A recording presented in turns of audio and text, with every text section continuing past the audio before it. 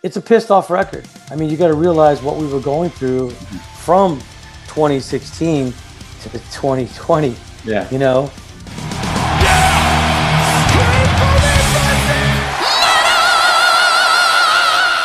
Hey everyone, welcome to the channel. I'm Belgian Jasper. If this is your first time on the channel, hit subscribe right now. The new Fear Factory album is amazing, but it almost didn't happen. To learn all about it, I sit down with Dino Cazares himself.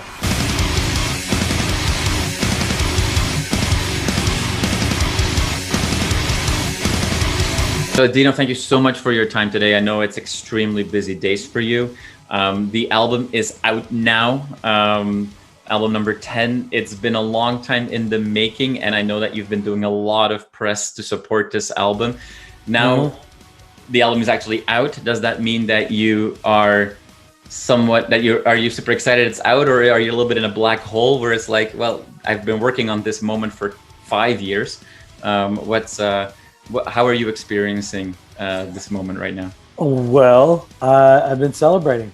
It's been a long journey and it's been a long road out of hell. And finally, I'm able to get this record out to everybody. We put a lot of hard work into it. And it's been many years, you know, due to a lot of legal issues that went on with the band. It's very liberating to finally get to use the name Fear Factory and to get this record out to everybody.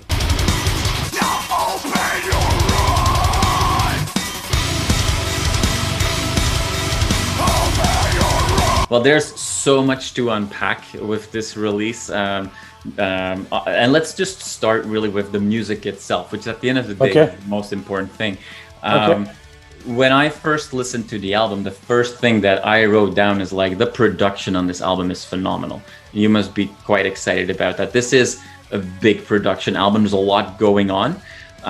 You're working with Andy Sneap on this album. And I also know that you obviously included the fans through a crowdfunding campaign in order to make that happen. How was that experience for you?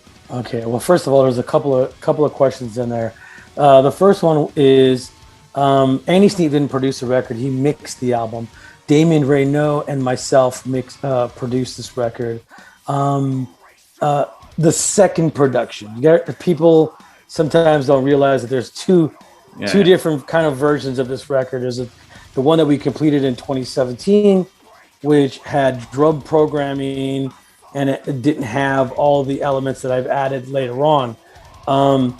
Fast forward to 2020, when I was able to get the rights to the name and able to move forward with the record, I realized that it needed some much improvements. One in particular being the drums. I didn't want to use the old drum programming that was on 2017. So we went back and we recorded live drums for the newer version. I got kind of like what I call the dream team. I got some other keyboardists involved on the record. I reamped the guitars, live drums, and I got Damien Rainaud to help produce the record and get it all together. I felt that the magic really happened after 2017 and 2020 is when the magic really happened on this record.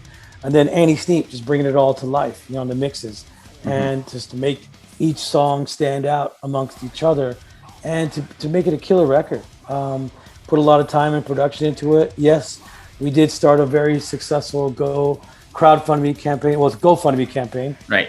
And we reached our goal pretty much right away. And thanks to everybody who contributed to make this happen. You know what I mean? Because when people have asked me, well, why don't you just ask the record company for more money? Well, unfortunately, because all the legal battles and we've already exceeded, the amount of money that we could ask from the record company to support us. But at the same time, they allowed me to go and add all these extra elements that needed for this record to be complete. Imagine your life taken from you. Imagine your life. Our ex-singer called the record Monolith, and that's the 2017 version. And Aggression Continuum just destroyed Monolith.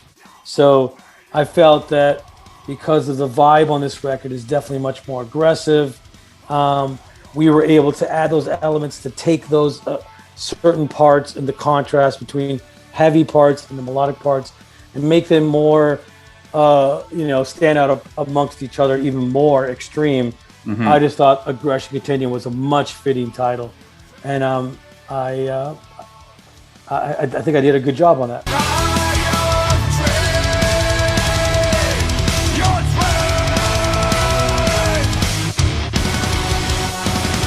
The fact that you were able to count on such support from the fans and coming together and giving you the tools and the resources to turn your good idea into a great execution. Let's summarize it that way.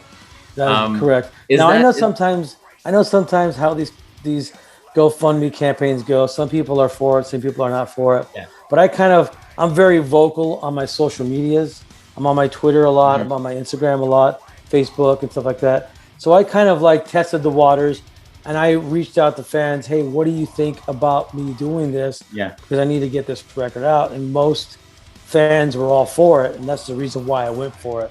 But of course, doing the GoFundMe campaign, was also had a lot of drama around that too. So our ex-singer decided to, slander the whole GoFundMe campaign. Yeah. And it was almost like he sabotaged it, and it was really sad that that's what happened. But we were still able to manage to be successful, regardless of what his words were about it. And I thank them. Thank you. Yeah. I mean, there's specifically for Fear Factory, there is an extreme level of irony in that whole concept, where a lot of the messages and the stories often behind the albums, some albums were more conceptual than others, but when people talk about Fear Factory, it's like, oh, man versus machine and machine taking over, and we're relying on technology so much. But then on the flip side of that is, this is also possible, right? Without the machine or relying on technology, this may have never happened in such a way. Yeah. The whole man versus machine, it's kind of more about human, the relationship between human and AI, and how much it plays a big role in our day-to-day lives. I mean, just us doing this interview, everybody having a cell phone and the iOS devices and being tracked. And, it's not only just about that, it's also being aware of our social surroundings. And, technology plays a big role in that. Yeah. People are like, oh boy, this is another record about man versus machine and blah, blah, blah, blah. You know what I mean? But it's just no different than any black metal band scene about satanic music. For sure. I don't understand like when a black metal band puts out a record and people go, oh, another record about Satan. Yeah, you know what I mean? And obviously, the dark and the light side obviously play a big role exactly in our religion and all that stuff. But but so does technology. Technology is more forward-thinking than Satanism. Nothing against any of the black metal bands that sing about it, because I have a band called Assassino, and we talk a lot about satanic stuff too. But that stuff's just fun to me. You know what I mean? Yeah. All of it's fun to me. Yeah. You know what I mean? I'm not exactly so scared of the satanic side as much as I'm scared of the technology side. Right.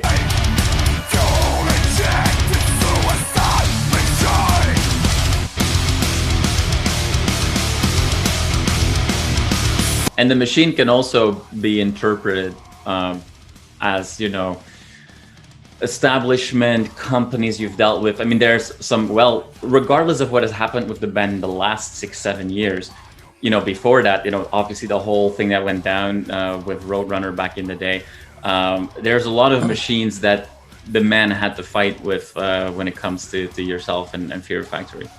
Yeah, machine sometimes is also a metaphor. It could be the system. A system meaning like the judicial system, the political system, the schooling system. There's so many different types of meanings behind the word machine. You know what I mean? It's a broader sense, not only just technology. Yeah, we are a fan of futuristic movies, Blade Runner, Terminator, Dune, and all those types of movies. And I love those movies, and I love bringing those movies into Fear Factory and I think a lot of fans enjoy it too, when the ones that get into it. They enjoy the lyrics, they enjoy the the dialogue, and of course the music. Yeah. And so that music, because it's not just, I think, the certain lyrical aspects or concepts that are being used in this album that make people think about the manufacturer and obsolete, but also the music itself, and maybe the not so much looking to give in to compromise that at times you've had to deal with in your career. People are already using a lot of references to those albums. I think those are very valid. Yeah, I think if people, people always seem to compare every record we put out to demanufactured. Yeah. I mean, we set the bar. We set the bar pretty high. And very early on. Yeah. I get it. Yeah, I get it. But sometimes people need to move on from those records and look at these records as now and not just what they are from the past. But at the same time, I also look at some of those records as references. For sure.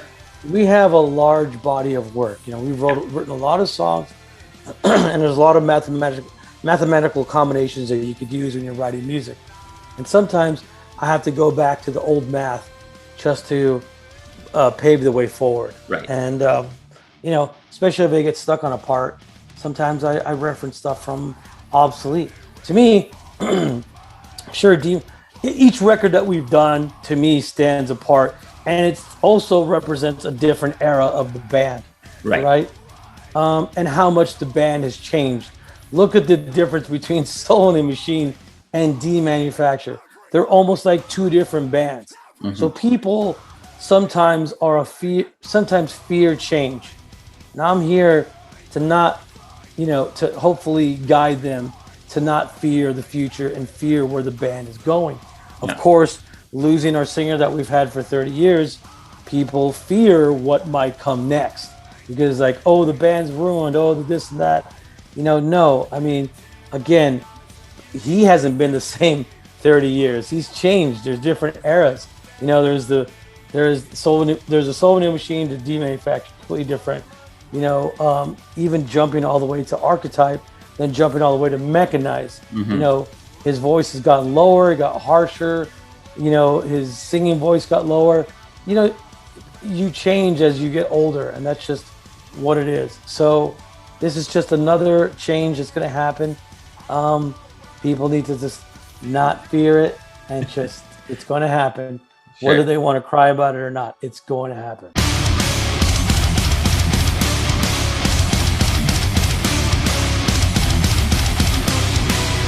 I've obviously listened to the album several times. I know a lot of people are responding very positive, but not just on, the music or what have you, but a lot of people that have dealt with some really dark times in the last 18 months seem to relate a lot to a lot of the songs. Is that something for you that is super interesting to see, that how an album that was written 4 years ago is so relevant today, and to see how music that you've created after you were almost done creating it has evolved to even become more relevant? Is that something weird? Yeah, not even just this. Just what we've been singing about from day one is relevant. Yeah. And that's what makes the band relevant, not only in the subjects, but also in the musical style. Mm-hmm. You know what I mean? The formula that we created back in the early 90s is a formula that a lot of metal bands use today. The heavy verses, melodic choruses. Right. So yeah, in that aspect, in the overall aspect of Fear Factory, it is still relevant today because of the futuristic concepts and, creating a style that is still inspired today and still used today. Now, on this record, it's a pissed off record. I mean, you got to realize what we were going through from 2016 to 2020. Yeah. 2021. It's, you have the COVID, you have the political environment that was going on, you had a very divisive America, very divisive world, so there was a lot of things to be pissed off about. And that's why I named the record Aggression Continuum, because, subject-wise, it's a pretty pissed off record. Plus, not only the tones and the attitude and the conviction that we are doing when we write in the music and when you're listening to the vocals, all that combined is a pretty pissed off record.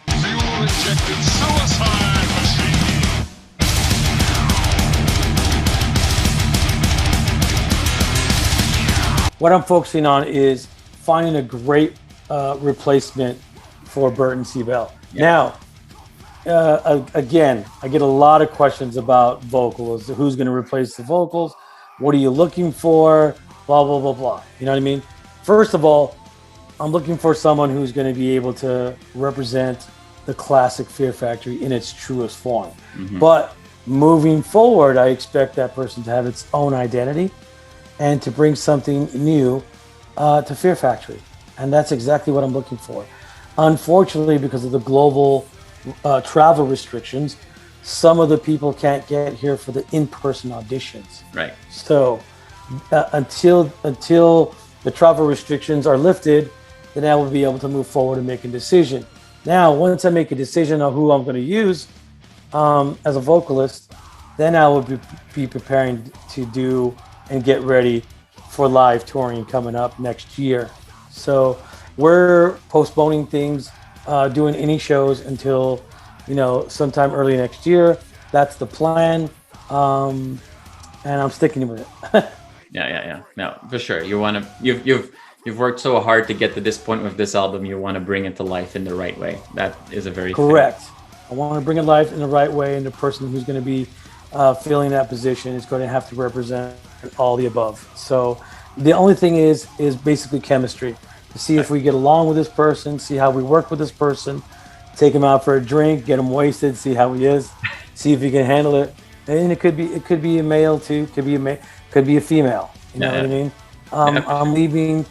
I'm leaving my options open because this is 2021. Yeah. So anything goes pretty much nowadays. So awesome. I'm excited. I'm excited to move forward. I'm excited to have something new into the band. But at the same time, I'm not really trying to change my formula too much. Sure, fans sometimes can put you in a box, you know what I mean? And you never make anybody happy. I've been looking at a lot of reviews on this record, and there's a lot of weird perspectives that people have on this record and the band. Yeah. And moving forward. People are trying to tell me who to get, what type of person to get, blah, blah, blah, blah. But, I'm not no spring chicken. I know exactly what I'm doing. I'm going to pick the person best for this. You know what I mean? Everybody wants to throw their 2 cents, and that's cool. That means that people care, and they're engaging, right? And people still have a lot of questions. A lot of people don't understand, what went down in the legal system, and I get it. Some stuff I still don't understand, but none of us are lawyers, so we don't exactly know. So me trying to explain that to people has been very difficult. A lot of people just don't get it, and I understand. And I understand that people are going to mourn the loss of our other singer, but he's moved on. He's made a decision, and that's what it is. Yeah. So when you're talking about thinking about Plan to Do It Right and talking about auditions and working with that, what for me comes to mind straight away are memories of what it was by far my favorite album that you worked on outside of Fear Factory and it's now almost 20 years ago, but when you did the Roadrunner United sessions and you were a team captain.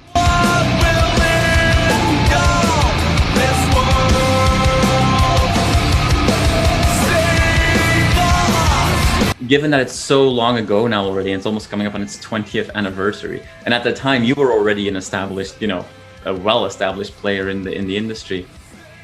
Are there any memories from that time? Any people that you got to work with through that project that really stood, that really stood out for you? And how do you look back at that one-time crazy project?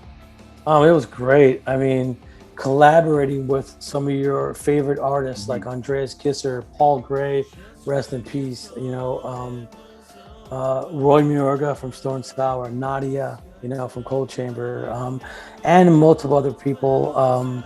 Just get them in a room and collaborating. I mean, I think there's video on that. Yeah. You can see all that stuff, which is really cool. I missed it. I had a great time. I wish there was something like that again. You know what I mean? And hopefully there will be something like that. But you know, getting that together and then actually getting prepared for the live show that we did in New York, that was a lot of fun. My studio was pretty much home base for all that, so all the different artists, you know, came into my studio, and you know, everybody who was pretty much involved in that live show was there at my studio at one point. Here comes the pain!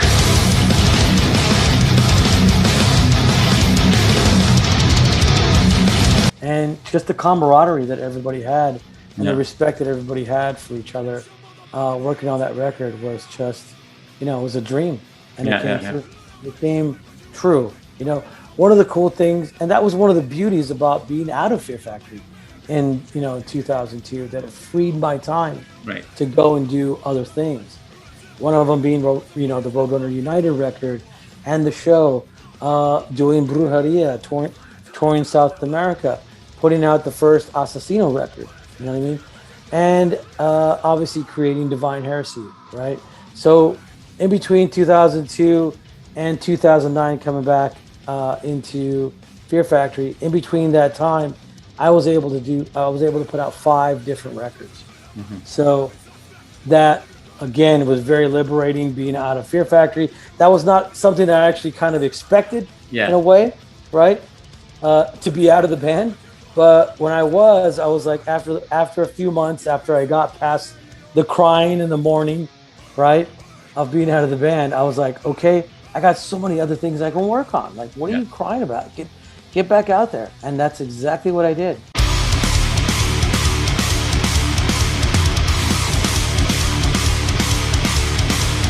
Awesome. Well, thank you so much, Dino, for your time. I really appreciate it. I know you've got an extremely crazy schedule right now. I hope you get to enjoy that and that the celebration continues. And thank you for the new album. Hey, thank you for having me. I totally appreciate it. I also want to say, anybody who still wants to go out and buy the record, physical copies, whether it's vinyl, CDs, cassettes, merchandise, go to fearfactory.com. There you'll also see everything that you need to see, tour dates, bios, and videos, and everything else. So fearfactory.com. Thanks a lot, and I appreciate all the support everyone's given us for the past 30 years. Appreciate it.